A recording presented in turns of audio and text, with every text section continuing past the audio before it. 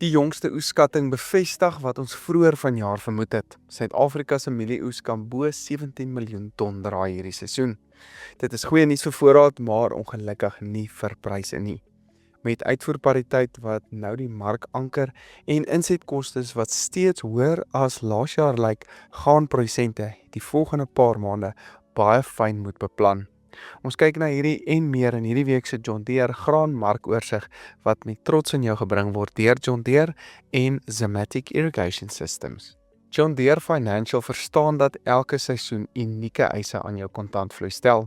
Daarom bied hulle finansiering wat jou help om nou in die regte toerusting te belê, sonder onmiddellike druk op jou kontantvloei. Die eerste betaling geskied eers in 2028 met slegs 4 jaarlikse betalings oor 5 jaar. BTW terugbetaalbaar eers na 4 maande. Deposito volgens jou kredietaanvaarding. Dit is nou die regte tyd om jou boerdery met die krag en akkuraatheid van 'n John Deere 9R toe te rus. Aanbod geldig tot 31 Augustus 2026. Op die markte het die witmielie spotprys dan maandag gedaal na R3.163 per ton met die Julie kontrakprys op R3.190. Die geelmielie spotprys daal na R3.210 met die Julie kontrakprys nou op R3.249 per ton. Die sojaboon spotprys het dan ook teruggesak en staan op R6.780 met die Mei 27 kontrakprys op R7.100.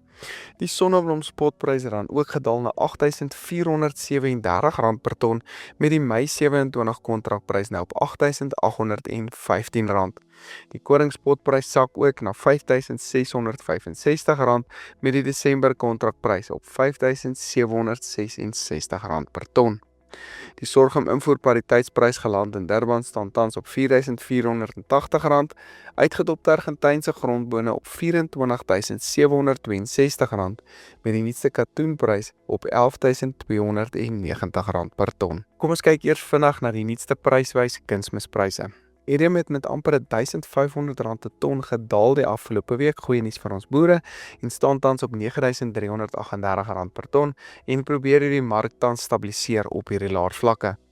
Die rigting vorentoe sal egter grootliks afhang van die uitslag van Indië se tender en enige verdere voorsieningsrisiko's wat moontlik uit Iran of die Straat van Hormuz kom. MAP is relatief stabiel op R14.616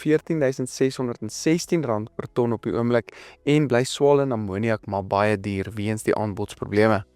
Ammoniumsulfaat staan tans op R4.141 per ton. KCl verhandel nou rondom R6.618 per ton met verdere stygings in hierdie pryse wat tans baie onwaarskynlik is. Ek het die volle verslag op my WhatsApp groepe dan met almal gedeel, so jy is welkom om dit daar te gaan kry. As jy onseker is oor die komende seisoen se insetkostes, is jy welkom om natuurlik vernuut jou profiel op farmbench.co.za te gaan skep en daar te gaan rondspeel met moontlike scenario's vir die komende seisoen.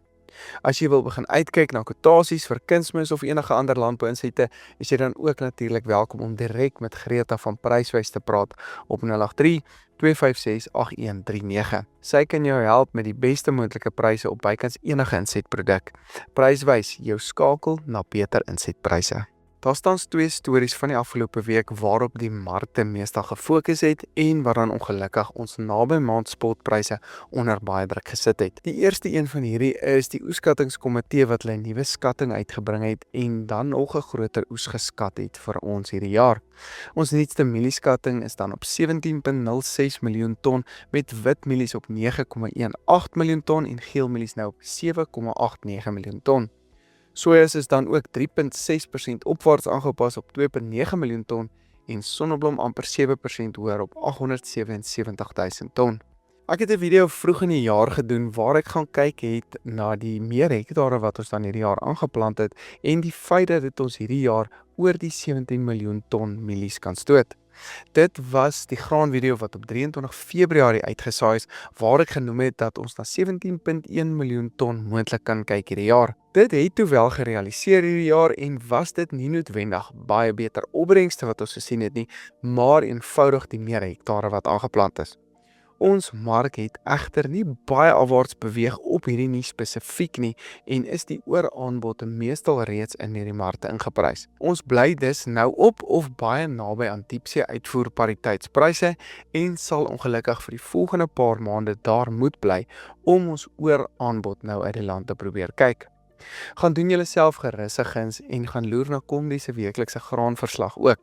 Ek kyk ook elke week daarna. Daar wys hulle ook mooi hoe die vraag en aanbod situasie vir hierdie seisoen tans lyk. Hier dui hulle ook dan aan dat as die oes 17 miljoen ton gaan oorskry, ons ongeveer dan 4 miljoen ton mielies sal moet uitvoer om steeds 'n oordragsvoorraad van ongeveer 3 miljoen ton oor te hê aan die einde van die jaar. So die ou seisoen sal by diepseepryse moet bly, veral met hierdie nuus. Weereens, ons fokus sal dus nou moet skuif na die internasionale markte toe as ons wil weet waarheen pryse gaan beweeg. So die tweede faktor wat die markte dan laasweek baie beïnvloed het, was dan ongelukkig weer eens die Iran-oorlog. Dit klink of ons moontlik dan nou 'n 60 dae skietstilstand kan kry wat van die risikopremie uit hierdie markte uitgehaal het, veral vir mielies en sojas en pryse dan dus laat terugsak het. Onthou, die rand behoort ook te versterk as die oorlog dan ophou, wat moontlik verder die SAFEX-pryse onder druk kan sit en dis nou natuurlik alle SAFEX-pryse. Hierdie het dan ook veroorsaak dat die fondse van hulle langposisies begin minder maak het die afgelope week en dis veroorsaak het dat die vraag ook na grane begin afneem het. Hierdie is egter 'n baie onsekere situasie as ons nou spesifiek na die oorlog en die skietstilstand kyk en klink dit vir my of niemand mekaar regtig vertrou in hierdie onderhandelinge nie. As die onsekerheid minder word, kan mielie en sojapryse dan verder terugsak, maar kan dit ook weer bietjie optel as hierdie onsekerheid weer gaan optel. So dit is maar enigiemand se raaiskoot waarin hierdie ding nou pad is. Insetkostes, weeromstandighede en Amerika se verhouding met China is egter die faktore wat die mark vorentoe kan gaan dophou en wat die mark kan draai. Sojas word steeds deur sterk sojaoliepryse ook gedryf met dierolie wat dan ook die vraag na biobrandstof byvoorbeeld opstoot. Als faktore wat die vraag na mielies en sojas geweldig opgedruk het hierdie laaste paar maande. Die markte begin egter so een oog op die weeromstandighede in Amerika ook hou en as die mielie en soja aanplantingsareas wat uitstekend lyk tot dusver dan nie gaan reën kry vir die volgende 2 tot 3 weke nie, kan ons dalk weer 'n weerspremie in hierdie mark sien inkom. As Amerika en China dan 'n ooreenkoms bereik en hierdie handelsooreenkoms dan teken en ons sien fisiese bewyse daarvan en hierdie weerspremie skop dan weer bietjie in as ons byvoorbeeld nou weer reën gekry het nie en dan die oorlog wat weer voortduur en moontlik eskaleer, kan veral mieliepryse baie goed aan die ander kant uitkom.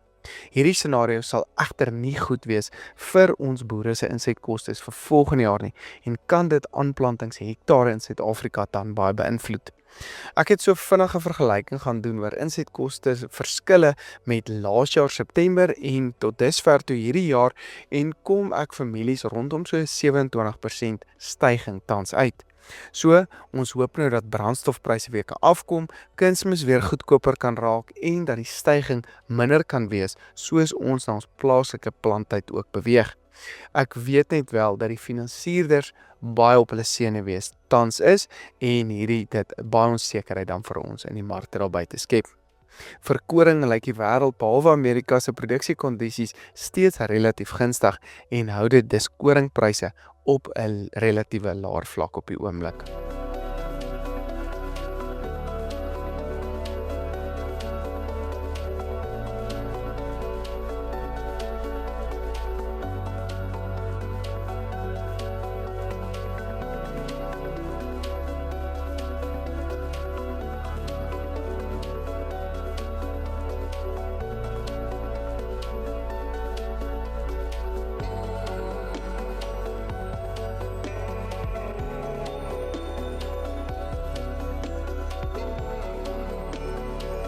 Hierdie week se John Deere graanmarkoorsig word met trots aan jou gebring deur John Deere en Zematic Irrigation Systems. Baie dankie dat jy ingeskakel het en sien julle weer volgende week.